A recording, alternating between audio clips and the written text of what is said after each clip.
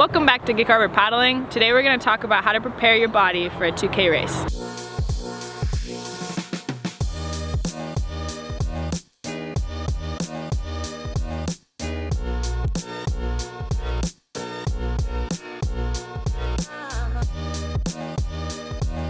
Today we are in Bothell, Washington, home of the Cascade Canoe Kayak racing team coached by Dan Henderson. We're here along the Sammamish River Trail. They're going to do a 2K race every 30 seconds, start individually, so they'll be chased and they'll be chasing. They'll do a 1K up against the current turn and come back finishing for as fast of a time as they can get. And at the very end, they get a cookie, so we call it the cookie race. As you can see in the background, we are starting our group warm-up. Everybody prepares for races differently, and even different preparation for different races. So today I said it was a 2K. It's going to be a different kind of warm-up than when they're at nationals and doing their sprint warm-ups. Right now, we're doing team bonding. This is something that helps kids kind of get their nerves out. This helps kids remember they're part of a team and just get their goofiness going and relax, and it helps them think clearer, gets blood flowing, obviously with the yelling and the jumping, and it builds camaraderie. So that's what they're doing in the background here, specifically the wave jump. They're supposed to be jumping as high as they can, yelling as loud as they can, and doing it in synchronization. As you can see in the background right now, our kids are doing what I just call a standard stretch, dynamic stretching, standard warm-up. Earlier we had them go on about a 15-minute jog. They've been doing that, so it's not going to be too laborsome for them. It's just getting blood flow. So some people need to do burpees or jumps or something to get their heart rate up.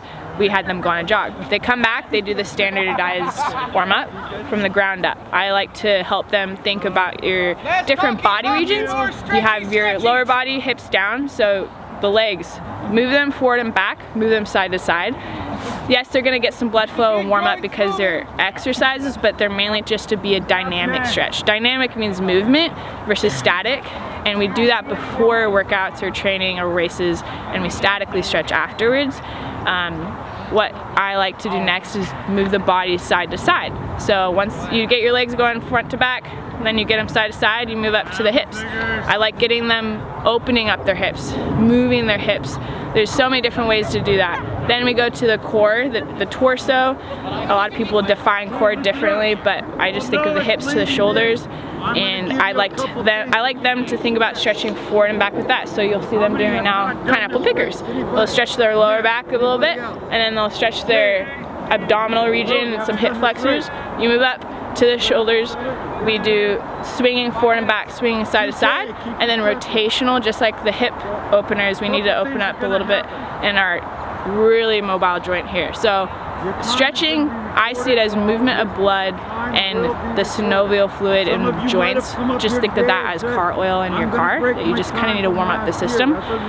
If you do not warm up, your workout, your race is gonna be negatively affected because your systems aren't up and going, they're not ready. So during your workout or your race, you're gonna be trying to get that system up when you're wasting time. You could have done that beforehand so that if you time it just right, when you start your race, you're gonna be ready to go. Another thing we like to do in preparation for races is motivational talks and getting their minds focused. So a lot of people forget that training is more than just the physical output of energy. It's a lot about recovery, and it's a lot of mental game. You can ruin an entire athlete's race if they have the wrong mental state. And so as you can see in the background, we have another coach, Alan actually, who's really good at motivation, and that's what you see going on. So final prep for warm-up, especially for race day, is getting the mind set.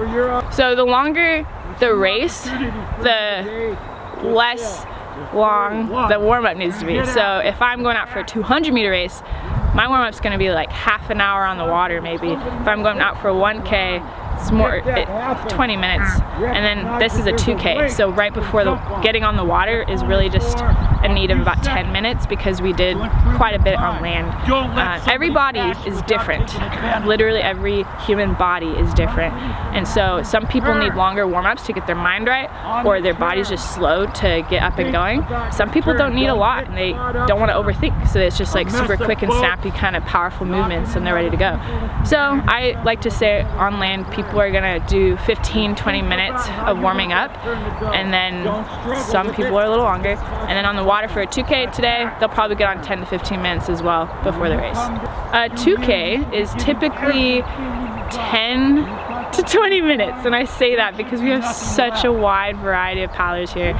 If you're a competitive paddler, around an 18-year-old male kayaker, male kayakers are going to be the fastest boats out there, they should be closer to 9 minutes if they're around 18 years old.